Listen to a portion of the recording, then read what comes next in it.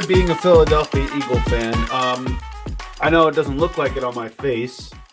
But again, we came off a victory against the Dallas Cowboys. It's nice to see, albeit the Cowboys stink at the moment. So, there's really not much to take away from it. But it's good. We haven't won in Dallas in a very long time, albeit that they didn't have Dak Prescott or a football team for that matter.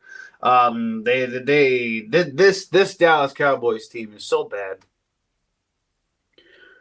I know I'm an Eagle fan, and it might be sacrilegious to say this, but I almost feel bad for them. For 30 years, they've always thought they were in the picture, and now it's officially done. Like, this team is so bad. They are one of the worst teams I've seen in a long time, guys. And listen, Philadelphia came into their house, took care of business, won the game 34-6.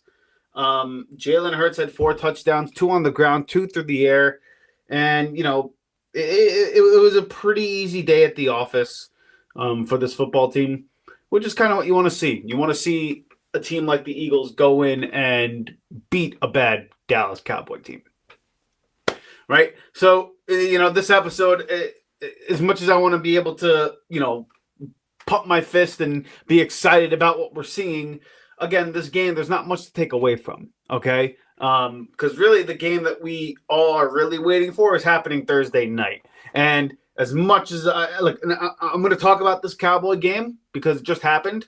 And I'm going to talk more about not necessarily what happened in the game, but some of the things that could happen going forward for this Philadelphia Eagles team based on what I saw in this Cowboy game. Because there's some things, in my opinion, that I think if we brush up on and kind of clean up a little bit, we can start to really, really become true contenders in the NFC, because I don't feel like we're there yet.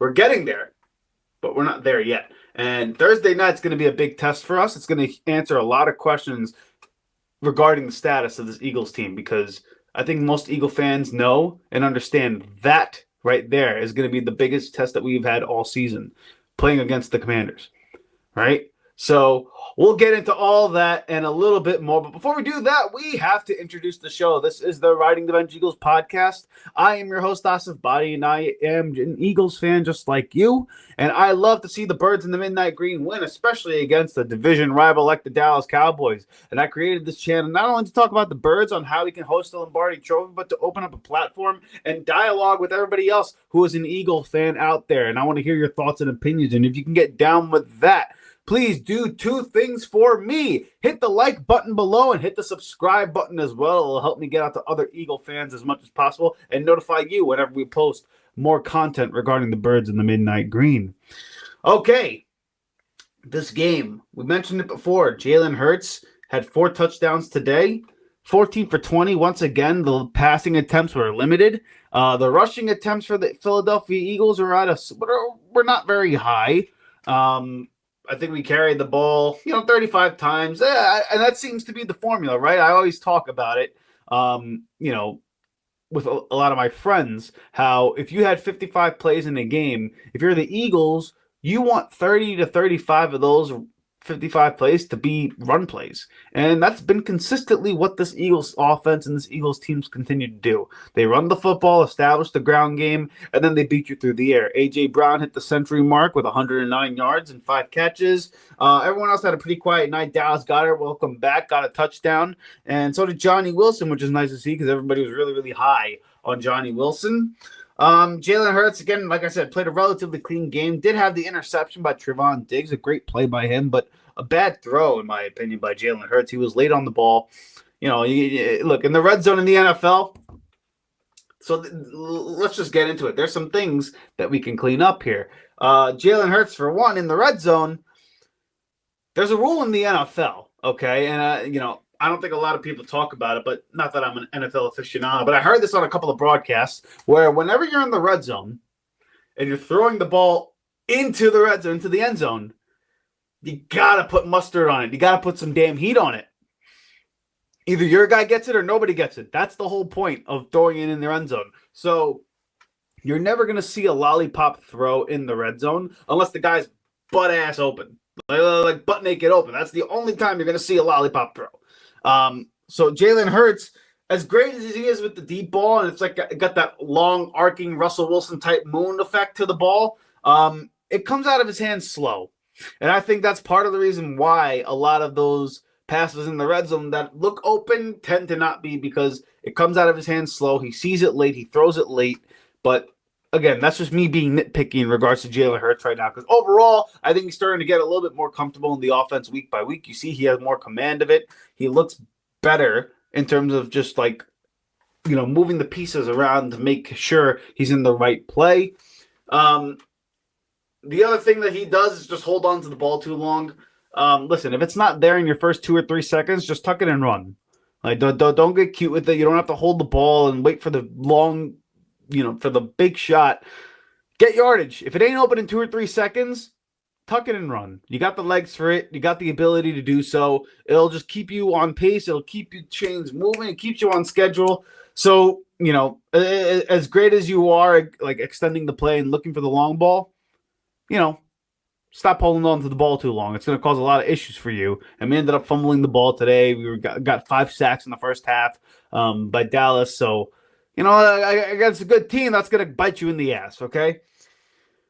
So, the other thing I want to take away from this game, and then we'll get into a little bit more about what's going to happen on Thursday night and what implications are with Washington. But the defense, once again, this week, and since the bye week, again, albeit against like bad football teams, just continues to show improvement. Nakobe Dean played well. Zach Baum was all over the damn field today. Philadelphia needs to sign him like yesterday. Like they have to sign him then. Like he deserves every bag of money that he's going to be able to get in the offseason. I think he's going to have an affinity for Philadelphia, so maybe that's why they're playing the waiting game. But he continues to play like this. We weren't getting this kind of play of linebacker last year, right? Nakobe Dean's been showing improvement. Cooper DeJean once again played really, really well. I thought Quinyon Mitchell was great. Bryce Huff got on the board with a sack. I think he got it on that play with Trey Lance, and he rolled him out to the sideline, and he ended up losing yardage on the play. So not a traditional sack by any means, but we'll take it, Bryce Huff. Glad to see you getting on the board. Jalen Carter was just a game record today. He did phenomenal. Milton Williams, same deal. Another damn good ball player. Nolan Smith looks good, right? So it's, a lot of the younger players on this defense is, and a lot of the chance picks that Howie Roseman took in the offseason are starting to pan out a little bit more. So I was critical of Howie. We got to give him credit here. He's done a good job picking the players. And Vic Fangio, once again, man, I did not think that he would be able to fix the defense the way he's been fixing it. They continue to just show improvement week after week. And again, albeit against bad football teams. Remind you, a little bit of a reminder, guys.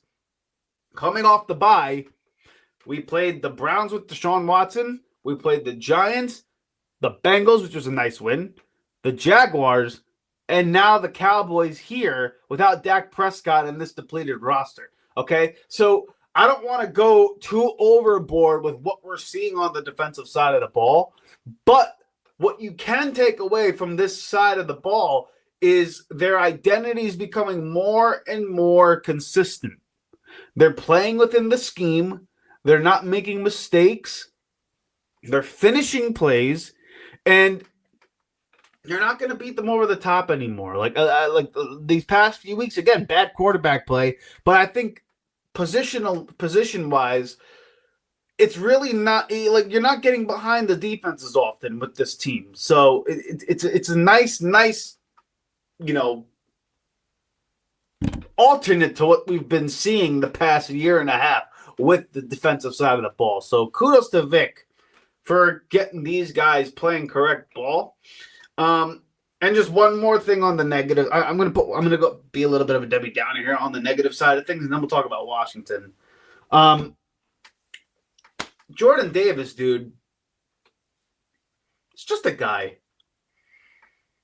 Like we invested the 13th overall pick in this guy. Again, not that he played bad. He's just not what I think Philly wanted him to be. The guy was meant to be like Haloti Ngata, and he's just not.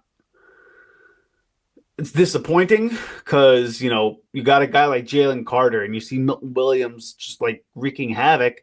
And it would just be really nice to have Jordan Davis start to pan out a little bit more. But Philadelphia is usually pretty patient with their guys. So I'm sure, in the long run, if they do decide to re-sign him, which they probably will, hopefully it's not for big money, but hopefully he starts to pan out a little bit more. But right now he's starting to look more and more like a disappointing player. That's the negative side of things for that. Thursday night now. Let's make a transition to the Thursday night game because to me, that's the most important game of the season thus far, okay? And I think every Eagle fan, any fan who watches football is going to agree with that. In the meantime, before I get into it, let me drink some high-quality H2O.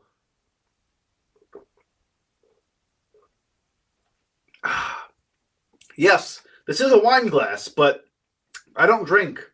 I drink water. Don't judge me for using a wine glass and, filling it with water. A glass is a glass, in my opinion, right? If it were a beer mug, I'd do the same thing. Anyway, I digress.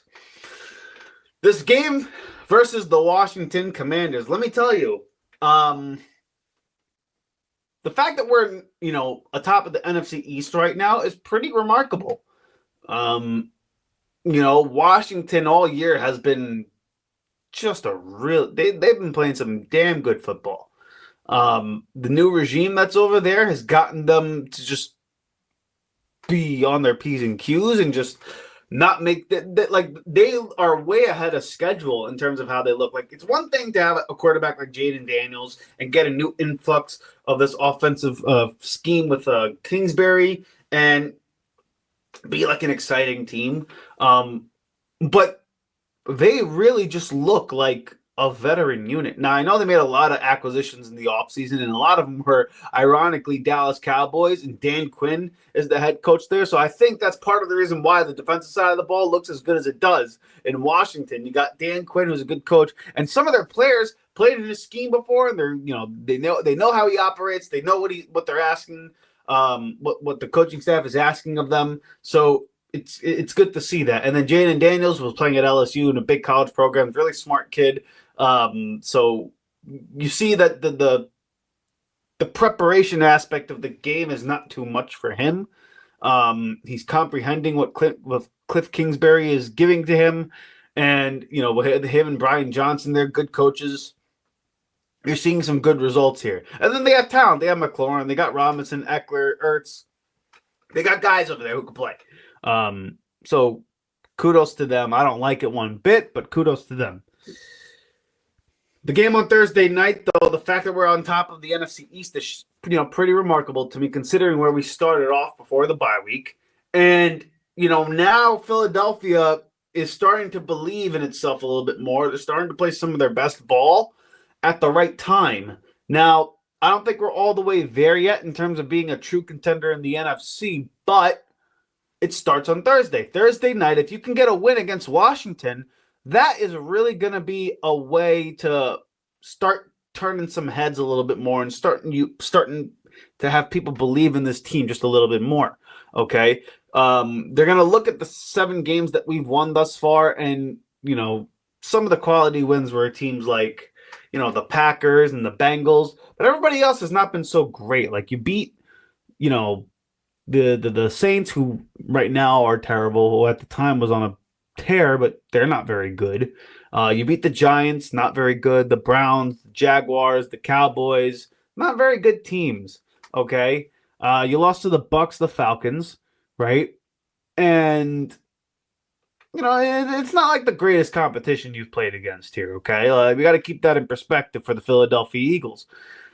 The Washington Commanders are going to be the first team all year where you're going to be like, okay, you're coming to deal with a really good team, and now it's time to put up or shut up. And I mentioned it before, the good thing about the Cowboy game that we just saw is that in the fourth quarter, they were able to take their foot off the gas, rest some of their guys, and now Saquon Barkley is going to be fresher going into this game. Hurts will be, A.J. Brown and Smitty. And Washington is just playing like a veteran unit. It's going to be not an easy game here. Thursday night, anything can happen. It's one of those weird nights in the NFL where, players who you're not expecting just come and make plays. And it's wacky. So you can't come into Washington. You can't come into this game. Not that they're going on the road. I believe they're at Lincoln Financial Field. I'll pull up the schedule right now.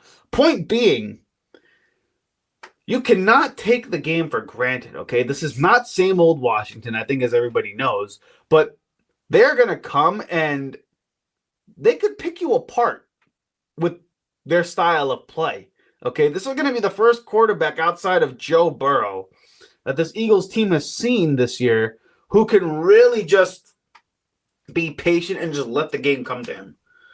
Jayden Daniels has just done a really phenomenal job with that. The coaching staff there, again, phenomenal job with that. And again, the style of play that Jayden Daniels and this coaching staff is teaching him to play with, they're not asking him to do too much.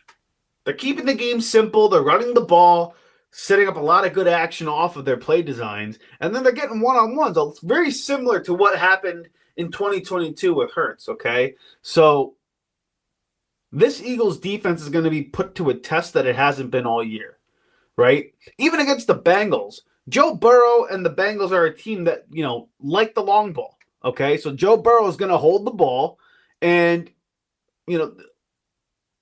as much as they're capable of beating you with, 17 play drives and taking 5-yard chunks through the air, they want the shot. Washington, yeah, they like the shot, but they're perfectly content with running the ball down your throat. They're perfectly content with, beating you with, 5 passing attempts, 50 yards, and running the ball for the rest of the yardage for a scoring drive. Like, Jayden Daniels is showing discipline. He's showing selflessness and no ego. Okay? And he's showing poise. And this is not something that Philadelphia has not seen that this year. So am I worried going back home against Washington? Maybe a little bit, because I think Washington is a formidable team. They have all the components you need to really be a problem. And Philadelphia, as great as they've been this past few weeks, it's not like these teams are able to take advantage of the weaknesses that exist on this team, okay? Like, on the defensive side of the ball, I personally believe we have an issue with run defense. Like, I think running the ball on Philadelphia, you can get your yardage on the ground against Philadelphia. If you can keep the game close. Lately, these games have been such blowouts, and Philadelphia has taken commanding leads. Other teams have not been able to run the ball. But if you're able to keep up with the scoring, which Washington is capable of doing, and if you can continue to run the ball, you can gash this Philadelphia Eagles defense, because it's not the most physical unit. Not that any defense is, but Jordan Davis is not a run stopper. Nolan Smith is not a run stopper. Jalen Carter can be a run stopper, and he's good, but that's one guy. You double him, and Jordan Davis is not shutting off blocks per se. Josh Sweat's a veteran player. Yeah, Brandon Graham's a veteran player, but again, I'm not expecting those guys to be run stuffers. They get after the quarterback. That's their job. And with Jayden Daniels being able to run and use his legs a little bit more and buy time with the plays here, it's going to be a big test for not only the front end, but the back end as well, okay? We haven't seen a quarterback like this all year. A lot of these guys have been pocket throwers who like to sit back and, not necessarily extend play with their legs, but let the play develop and beat you through the air. Jayden Daniels has the ability to not only do that, but he can also, gash you with the run. Right? Jordan Love is not necessarily a runner, although he can. Baker Mayfield's not. Kirk Cousins, Joe Burrow, Deshaun Watson, Daniel Jones, who stinks. He can do it, but he stinks. Trevor Lawrence stinks right now, right?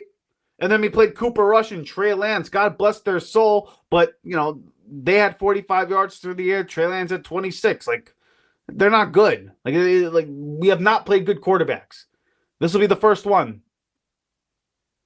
And Philadelphia has a weakness on the defensive side with their run defense. They cannot stop the run. And going into Thursday night, that's probably my biggest worry. And that'll probably be the thing that I look out for the most. Can the Philadelphia Eagles defensive line stop the Washington Commanders running game? Because if we're able to see, I'm not asking a complete shutdown. If you could just slow it down and make it a little tougher for Jayden Daniels, then Philadelphia is going to be able to gash you with their offensive line and their physicality and with Saquon Barkley and A.J. Brown. Like, they're going to be able to get you, they're going to be able to beat you up a little bit. They can drop 24 against Washington, and maybe, just maybe, it'll be enough. That's going to be the big question. And we're about to find out what that is, okay? What the answer to that is going to be. If I had to pick a guess in this game, I'm going to pick Philly to win because, they are at home and it is Thursday night. They got rest here. And again, I think the loss to Pittsburgh for Washington, while it can motivate you to play really, really great football, it's a short week. It's still a young team. Yeah, they got veterans on the defensive side of the ball, but it's still a young team, a young group who this year have been in la-la land with all the winning and all the, incredible atmosphere that's going on in Washington at the moment. Sometimes a loss could just take a little bit longer to get out of your system. So I'm kind of banking on that, and I'm banking on the fact that Philadelphia is going to come in fresher. They're going to come in on the offensive side of the ball being more physical. I think 26, Saquon Barkley is going to have a big game. And I think A.J. Brown is going to be able to, do what he's got to do to make, Marshawn Lattimore's life a little tougher, whoever it is that's covering over there, because I think they got Marshawn Lattimore in a recent trade. So this is going to be one of the bigger tests of the year. And if you can come out of this with the victory, I'm going to start to buy in just a little bit more. Okay? That's going to be a big, big, big deal to me. Okay? This Washington game to me, not that it's a tipping point of the year, but it's going to tell you a lot about Philadelphia, whether or not they're for real. And if they are for real, they should be able to come in a primetime game at home and take care of Washington. Because say whatever you want about Washington, even when they did stink, they always played us tough. Okay, so it's not going to be an easy game, and they got better quarterback play and coaching now. So I'm excited for this one. It should be a good one. I wonder what you guys believe is going to happen on Thursday night. Let me know in the comment section below. I would love to hear your thoughts. But overall, congratulations to Philly. You beat Dallas. Now you're going to go back home and play Washington. It's time to take care of business now. And it's time to show the NFL whether or not you're for real. Hey! Thank you so much for watching the Riding the Bench Eagles podcast. If you want to continue to support the channel, please hit the like and subscribe button down below. Also, check us out on Instagram and TikTok at Riding the Bench Eagles Pod. We're also on Apple Podcasts, Spotify, iHeartRadio, you name it, we're on there. Thank you so much for listening, and please join us next time here at the Riding the Bench Eagles podcast.